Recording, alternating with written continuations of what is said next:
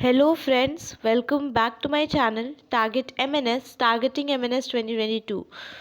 lastly मैंने आपको बताया था कि मैं मिनी मॉक्स प्रोवाइड करना स्टार्ट कर रही हूँ एंड मैंने एक साइंस पर्टिकुलरली बायो का एक मिनी मॉक आपको प्रोवाइड किया था। ठीक है, तो अब मैं आपको आज जीके का मिनी मॉक प्रोवाइड कर रही हूँ। ठीक है, इसमें टोटल 50 MCQs हैं एंड अमेजिंग MCQs हैं, आपके एग्ज़ाम पॉइंट ऑफ व्यू से बहुत इंपॉर्टेंट भी है। ठीक है, स्टार्ट करते हैं। अच्छा, वन मोर थिंग, पॉलिटी के क्वेश्चंस के बारे में बोल रहे थे मुझे सब कि पॉलिटी का क्वेश्चंस कराना है।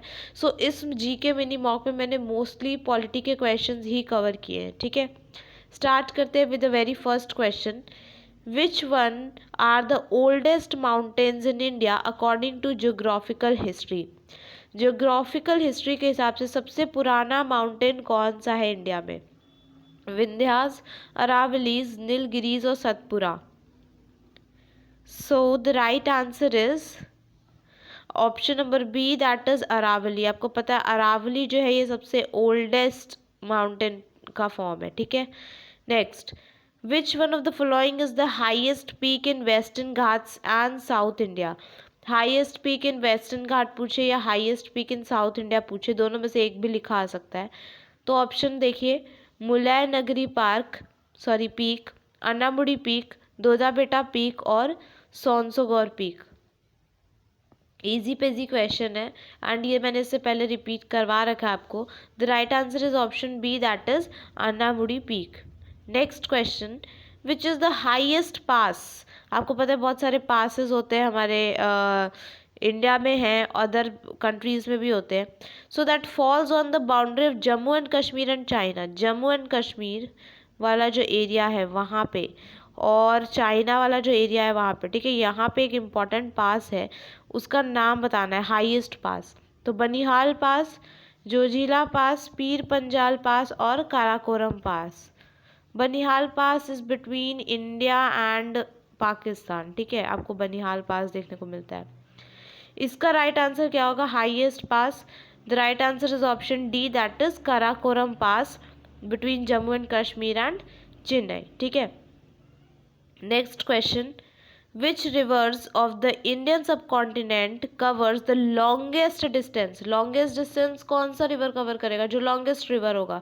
तो मेनली आपसे यहाँ पे क्वेश्चन पूछ रहा है कि लॉन्गेस्ट रिवर कौन सा है from its source to the sea into which it drains. मतलब सबसे लॉन्गेस्ट डिस्टेंस कौन सा रिवर कवर करता है? गंगा, गोदावरी, इंडस और ब्रह्मपुत्र।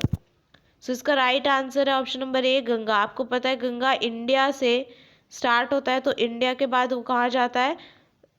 बांग्लादेश में जाता है, दूसरे कंट्री में, एंड फिर बे ऑफ बंगाल। ठीक है, बे ऑफ बंगाल में इसका ड्रेनेज होता है।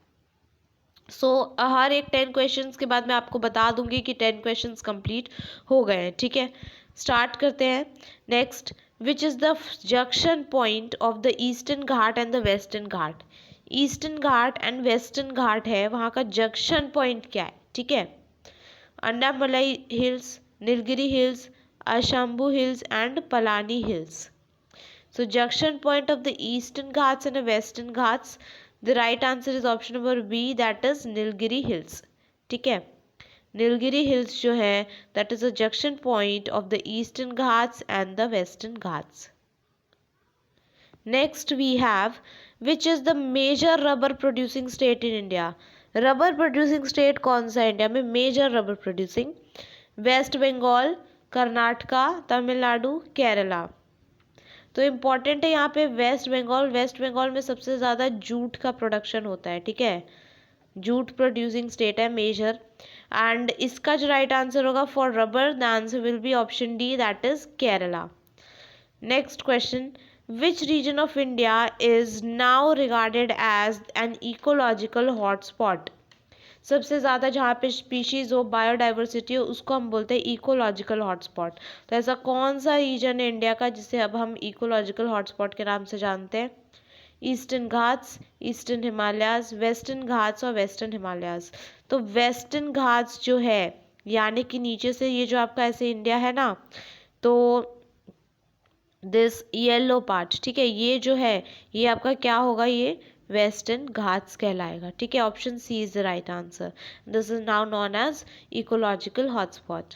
Next, which of the following is the most important source of energy in India? India में आज के टाइम में भी सबसे इम्पॉर्टेंट सोर्स ऑफ एनर्जी कौन सा है? That is coal, petroleum, natural gas और hydro electricity. So the right answer is option number A, that is coal, ठीक है। हमारा इंडिया अभी भी इतना डेवलप नहीं हुआ है, एंड आज के टाइम में भी the source of energy most important that is coal. Next, which dam in India, dams related question है, मैंने आपको सारे डैम्स करवा रखे हैं। So which dam in India has the distinction of being the highest main stream dam in the country? Highest main stream dam, Bhakra Nangal dam, Tehri dam, Sardar Sarovar dam और Nagarjun dam. So the right answer is option number B, that is तेरी dam. Next question, this is your 10th question, okay. The question is type of soil used in T cultivation. चाय की खेती, चाय पत्ती की जो खेती करनी हो तो कौन सा सॉइल काम में आता है? Red soil, alluvial soil, black soil और brackish soil. So the right answer is option number A, that is red soil. Black soil आपका यूज होता है कॉटन के लिए, ठीक है। कॉटन के लिए क्या यूज होता है? Black soil. एंड टी के लिए red soil. Next question, question number 11, 1 second, या Which Indian president has been elected by second preference election provision? तो पहले तो ये समझना पड़ेगा कि ये second preference election position क्या होता है, provision। Actually for example A, B, C, ठीक है, ये 3 जो है रिप्रेजेंटेटर्स खड़े हुए हैं फॉर प्रेसिडेंट के पोस्ट के लिए, ठीक है। तो आपको यहाँ पे ऐसा नहीं कि किसी एक को सेलेक्ट करना होगा, इनडायरेक्ट होते हैं ना इनके इलेक्शंस, जो जिनको इलेक्ट किया है वो इनको इलेक्ट करते हैं, राइट। तो प्रेसिडेंट मान लीजिए 3 अगर रिप्रेजेंटेटर्स है फॉर द प्रेसिडेंट, तो हम ये नहीं बोलेंगे कि हमें ए चाहिए या हमें बी चाहिए, नहीं, हम प्रेफरेंस देते हैं कि बी सबसे पहला प्रेफरेंस है मेरा, प्रायोरिटी।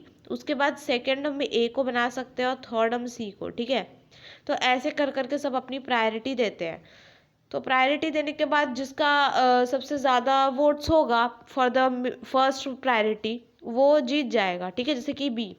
लेकिन अगर मान लीजिए ए और बी के बीच में टाई अप हो गया तो उसके बाद क्या होगा, वापस से ये पूरा प्रोसीजर रिपीट होता है, तो उसमें तो कोई ना कोई निकलेगा ही ना प्रायोरिटी में, तो सेकंड प्रेफरेंस उसे बोलेंगे, ठीक है। तो सेकंड प्रेफरेंस इलेक्शन प्रोविजन हुआ था, तो उसमें इंडिया का एक लौता प्रेसिडेंट इलेक्ट हुआ था, हर बार एक बार में हो जाता था, उस टाइम सेकंड बार में हुआ था। तो वीवी गिरी है वो, क्या नाम है, V V Giri. Next question, I'm sorry if the video is going slow. I'm not well, that's why it is happening. But it's okay, we have to cover. I'm trying my best. By which amendment Delhi was designed as national capital territory?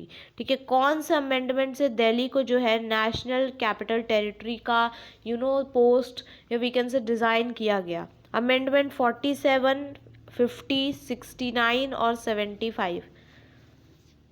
So right answer is option C, that is amendment 69. Next question we have, which has the power to change state's border or establishment of a new state? कोई new state का formation हो, ठीक है, जैसे कि अभी तेलंगाना का हुआ था लास्टली, कोई न्यू स्टेट का फॉर्मेशन हो या फिर किसी स्टेट की बाउंड्री को चेंज करना हो, ठीक है, स्टेट बाउंड्रीज को चेंज करना हो, तो ये जो पावर है ये किसके पास है? प्रेसिडेंट, सुप्रीम कोर्ट, गवर्नर और पार्लियामेंट। राइट आंसर होगा ऑप्शन डी, पार्लियामेंट, ठीक है। किसी स्टेट का इवन नेम भी चेंज करना हो तो who is responsible for that? Parliament. Next question, to become the civilian of Jammu and Kashmir, अगर आप जम्मू एंड कश्मीर का सिविलियन बनना है, या domicile we can say in easy words if you want, you have to live in Jammu and Kashmir for how many years? आपको पता है अगर कहीं का भी आपको सिटीजनशिप चाहिए या फिर डोमिसाइल चाहिए तो या फिर सिविलियन बनना है तो आपको वहाँ पे कुछ साल रहना पड़ता है, तो कितने साल रहना पड़ेगा जम्मू एंड कश्मीर में? 10 ईयर्स, 15 ईयर्स और 7 ईयर्स, 4 ईयर्स और 12 ईयर्स? तो एक्चुअली इसके लिए 2 क्राइटेरिया है कि 15 ईयर्स या तो आप वहाँ रहते हो, ठीक है, पूरा 15 ईयर्स, और या तो अगर आप 7 ईयर्स रह रहे हो तो आपका 10th और 12th वो आपका जम्मू एंड कश्मीर से ही होना चाहिए, ठीक है। जम्मू एंड कश्मीर से 10th और 12th है और आप 7 ईयर्स वहाँ रह चुके हो तो आपको एज ए सिविलियन वहाँ का माना जाता है। या फिर अगर आपने 10th-12th नहीं किया है बट स्टिल आप 15 ईयर्स वहाँ रह रहे हो तो आपको एज ए सिविलियन वहाँ का माना जाएगा, ठीक है। तो ऑप्शन बी इसका राइट आंसर हो जाएगा। 2 criterias are there. Next question, what is article 280? Article 280 क्या बताता है? Election commission, UPSC, attorney general of India, finance commission. तो इलेक्शन कमीशन की बात करें तो आर्टिकल 324 जो है ये आपका इलेक्शन कमीशन बताता है। यूपीएससी आर्टिकल 315 आपका यूपीएससी बताता है। Attorney general of India article 76 बताता है। तो आर्टिकल 280 फाइनेंस कमीशन से रिलेटेड है। Option D is the right answer. Next, who has the power to adjudicate disputes between the center and state government? Centre और state government के बीच में अगर कोई डिस्प्यूट हो जाता है तो उसे कौन उसके बीच में कौन बोलेगा, ठीक है, कौन उसे सॉल्व करेगा? High court, supreme court, president और CAG. So the right answer is option B, Supreme Court. Any cases which is between center and state, तो सुप्रीम कोर्ट ही उसे हैंडल करता है। कोई भी ऐसा केस हो जिसमें पूरी कंट्री का इन्वॉल्वमेंट हो जाए, कंट्री पे बात आ जाए, तो सुप्रीम कोर्ट ही उसे हैंडल करता है। Any religion like religion related कोई हो केस, ठीक है, तो वो भी सुप्रीम कोर्ट ही हैंडल करता है। Next, to adjudicate disputes between center and states come under which jurisdiction of Supreme Court? ठीक है, मतलब कि आपसे यहाँ पे बोल रहे हैं कि ये तो आपने बता दिया कि हाँ सुप्रीम कोर्ट हैंडल करता है सेंटर एंड स्टेट्स के डिस्प्यूट, बट ये कौन से जुरिडिक्शन के अंडर में सुप्रीम कोर्ट के आता है?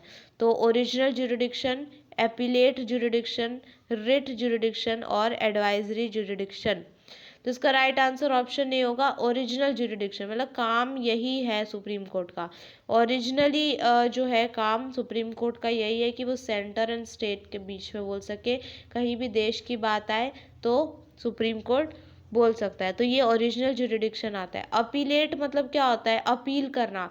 फॉर एग्जाम्पल, आपने पहले हाई कोर्ट में कंप्लेन किया था, वहाँ से रिजल्ट जो आया आप उससे खुश नहीं हो, ठीक है, तो आप क्या करोगे? सुप्रीम कोर्ट में अपील करोगे। That is appellate jurisdiction.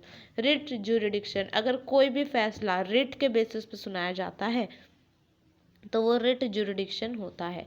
And last is advisory jurisdiction. Advisory jurisdiction मतलब सुप्रीम कोर्ट हाई कोर्ट को अगर एडवाइस देता है कुछ, वो केस तो हाई कोर्ट के अंडर में ही है बट सुप्रीम कोर्ट के एडवाइस से अगर कोई फैसला होता है, that is advisory jurisdiction.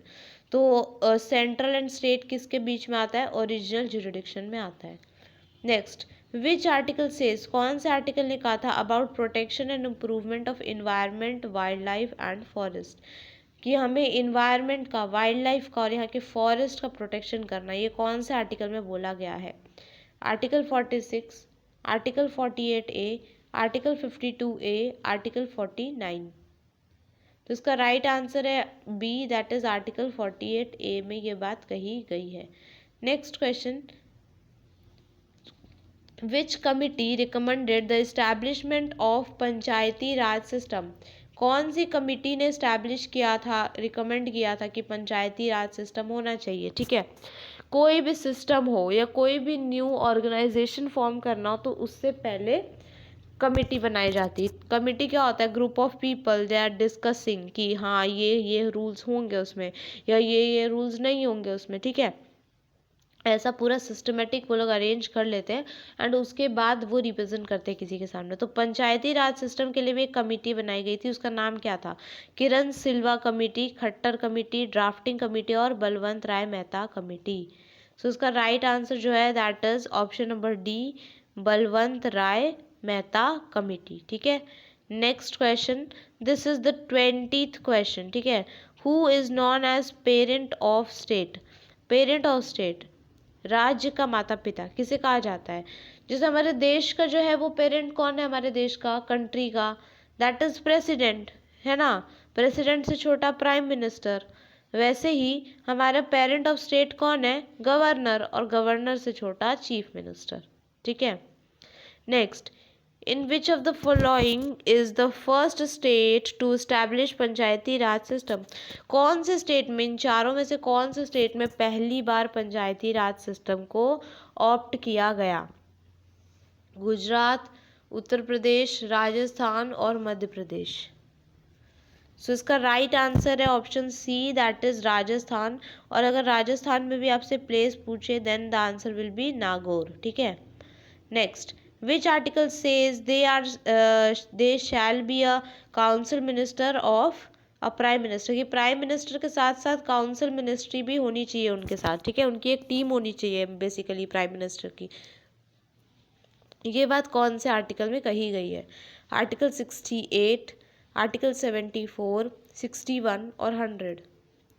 So the right answer is option B, that is article 74 में ये बात कही गई है। नेक्स्ट क्वेश्चन वी हैव,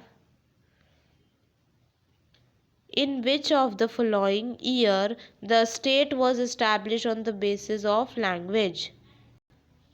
कि लैंग्वेज के बेसिस पे पहली बार कौन सा स्टेट बना था, पहले तो ये बताइए, और कौन से ईयर में बना था ये बताना है। ठीक है।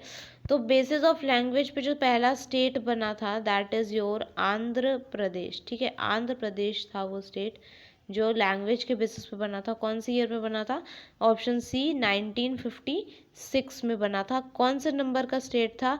ये पहला ऐसा स्टेट था जो कि लैंग्वेज के बेसिस पे था। Next, in which of the following year Goa has become the proper state of India? Goa को प्रॉपर स्टेट इंडिया का डिक्लेयर किया गया कौन से ईयर में? ठीक है, तो ये 25th नंबर का जो है हमारा स्टेट है इंडिया का, दैट इज़ गोवा। एंड इसमें ये जो है 1987, दैट इज़ ऑप्शन सी। ठीक है, राइट आंसर है। In 1987 Goa has become the proper state of India. Next, which article से, कौन सा आर्टिकल कहता है that there shall be a parliament of India? कि इंडिया में एक पार्लियामेंट भी होना चाहिए। कौन सा आर्टिकल कहता है? So the right answer is option D, that is article 79। ठीक है, article 79 says that there shall be a parliament of India. Next question, how many members can be nominated by president in Rajya Sabha? Easy PG question. ठीक है, बच्चों जैसा question है कि राज्यसभा में से राज्यसभा में जो मेंबर्स नॉमिनेट होते हैं तो प्रेसिडेंट उनमें से कितने मेंबर्स को नॉमिनेट कर सकता है? 10 members, 12 members, 2 members और 24 members। सो इसका राइट आंसर है option B, that is 12 members, जिसमें से 10 तो इंडियंस होते हैं और 2 एंग्लो इंडियंस होते हैं। ठीक है। Next, which has the power to do amendment in constitution firstly? कि अमेंडमेंट कुछ करना है कॉन्स्टिट्यूशन में तो सबसे पहले के पावर किसके पास है? पार्लियामेंट, सुप्रीम कोर्ट, प्रेसिडेंट और लोकसभा। सो इसका राइट आंसर है option A, that is parliament. ठीक है। Next,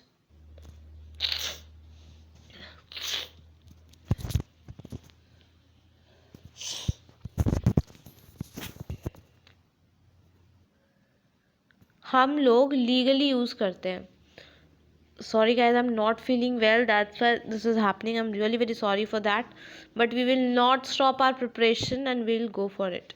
So yeah, constitution preference जो है, जैसे कि हम लोग क्या बोलते हैं, हम लोग ये बोलते हैं कि आर्यवत की सरकार, भारत सरकार, हिंदुस्तान सरकार और इंडिया की सरकार, ऐसे नहीं बोलते ना। अगर हिंदी की बात आए तो हम बोलते हैं भारत सरकार और इंग्लिश की बात आए तो गवर्नमेंट ऑफ इंडिया। तो ए भी सही आंसर है एंड सी भी सही आंसर है। ठीक है, हम ये दोनों बोलते हैं। ठीक है, कहीं पे भी हम लोग हिंदुस्तान की सरकार या आर्यवत की सरकार यूज़ नहीं करते। आपने देखा होगा ऑफिशियली हम लोग भारत सरकार या गवर्नमेंट ऑफ इंडिया यूज़ करते हैं। नेक्स्ट, यहाँ से हमारा 41st क्वेश्चन शुरू हो रहा है, that is who appoints governor? 10 question बचे, जल्दी जल्दी करते हैं। Who appoints governor? Prime minister, president, chief justice of India और चीफ मिनिस्टर। सो राइट आंसर क्या है? प्रेसिडेंट। ठीक है, प्रेसिडेंट अपॉइंट करता है गवर्नर को।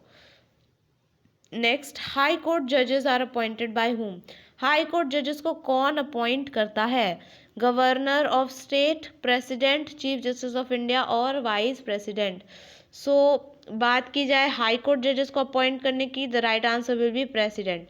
हमने देखा कि गवर्नर को भी प्रेसिडेंट ही अपॉइंट करता है, लेकिन अगर आपसे पूछा जाए कि गवर्नर को अपॉइंट तो प्रेसिडेंट करता है बट ओथ, शपथ कौन दिलवाता है? गवर्नर को।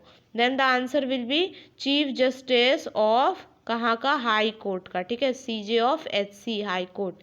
Next we have which has given the idea of preamble in constitution? who has given actually? किसने preamble का आइडिया दिया था कॉन्स्टिट्यूशन में? So the right answer is option C, that is Jawaharlal Nehru. ठीक है, हमारी जो कॉन्स्टिट्यूशन है उसमें 232 पेजेस है, ठीक है, कॉन्स्टिट्यूशनल बुक में। तो इतनी, अगर कोई बाहर से कोई पर्सन आता है और वो हमसे पूछेगा कि यहाँ जो इंडिया है उसमें रहने के लिए कौन कौन सी राइट्स है हमारे पास और कौन कौन से रूल्स एंड रेगुलेशंस है, तो क्या आप उसे पूरी कॉन्स्टिट्यूशन की बुक थमा दोगे कि लो तुम ये 232 पेजेस पढ़ो तो तुम्हें क्लैरिफाई हो जाएगा? नहीं ना। यही बात जवाहरलाल नेहरू जी ने बोली कि हमें एक पेज में शॉर्ट अपने अगर एक्सप्लेन करना है अपने इंडिया के रूल्स को, तो एक पेज में शॉर्ट हम उसे एक्सप्लेन करेंगे, ठीक है। तो उन्होंने इसी को बोला क्या? प्रेम्बल, ठीक है। तो जवाहरलाल नेहरू ने आइडिया दिया था। Next we have Sikkim. Sikkim was made an integral part of India under which amendment? Sikkim को एक पर्टिकुलर पार्ट बना दिया गया हमारे इंडिया का, कौन से अमेंडमेंट में? 36th अमेंडमेंट, 40, 45 और 48? सो the right answer for this question बताइए आप लोग। 36 अमेंडमेंट, 40th अमेंडमेंट, क्या होगा? 36 इसका राइट आंसर होगा, ठीक है, option A. Next, we have taken the article provision from which countries constitution? जब ने ये प्रोविजन लिया है कि हाँ हमारे पास आर्टिकल्स होंगे, ठीक है, हमारे कॉन्स्टिट्यूशन में आर्टिकल्स होंगे, तो ये जो आर्टिकल वाला जो पूरा सीन है ये कौन से कंट्री से लिया गया है? कौन से कंट्री की कॉन्स्टिट्यूशन से? सो राइट आंसर क्या है? Option D, Japan. जापान से ये पूरा आइडिया लिया हुआ है, ठीक है। Next, what is the retirement age of CDS, chief of defence staff? CDS अभी आपको पता है फर्स्ट एंड लास्ट अभी जो CDS रहे कौन? That is Bipin Rawat. अभी सेकंड डिसाइड हो रहा है, ठीक है। तो रिटायरमेंट एज क्या है CDS की? तो आपने देखा होगा वो 62 ईयर्स पे वो रिटायर हुए थे एंड उसके बाद उन्होंने 65 ईयर्स तक के लिए जॉब किया, ठीक है। तो कितने हो गए? 3 ईयर्स। तो 3 ईयर्स तक का ही इनका जो है टेन्योर रहता है CDS का, एंड इनकी रिटायरमेंट एज क्या होती है? 65। Option C is the right answer. Next, which of the following is the retirement age of governor of India? Governor of state, sorry, governor of state की बात करें तो रिटायरमेंट एज क्या है? 65 ईयर्स, 60 ईयर्स, 70 ईयर्स और not specified. तो majorly जो ये सारे जो होते हैं ना, गवर्नर, प्रेसिडेंट, प्राइम मिनिस्टर, इन सब का जो रिटायरमेंट एज है दिस इज नॉट स्पेसिफाइड, ठीक है। Next, which of the following articles is related to untouchability? ये क्वेश्चन आपका जो है PYQ है, MNS से रिलेटेड है। अनटचेबिलिटी के लिए कौन सा आर्टिकल है? आर्टिकल 16, आर्टिकल 17, आर्टिकल 18 और आर्टिकल 19? सो इसका जो राइट आंसर है that is article 17। Option B is the right answer. Next, which of the following is the guardian of fundamental rights? Fundamental rights का गार्जियन कौन है? जैसे parent of country बोले तो प्रेसिडेंट, पेरेंट ऑफ स्टेट बोला तो governor, वैसे ही गार्डियन ऑफ फंडामेंटल राइट्स बोला तो option B, that is judiciary, ठीक है। कौन है? Judiciary. Next, the last question, who among the following design Rashtrapati Bhavan? Rashtrapati Bhavan को किसने डिजाइन किया था? David Edward, Clement Attlee, Michael Richie और Edwin Lutyens? So the right answer is option D, that is Edwin Lutyens designed Rashtrapati Bhavan. Most important question. So these are the 50 questions from your GK point of view. I hope you guys like this video. Thanks for watching. Please like, comment आपको video कैसा लगा, share to the friends who are preparing for MNS 2022. And if you are new to this channel, subscribe to my channel for such an amazing videos. Thank you so much. Keep supporting. Bye bye.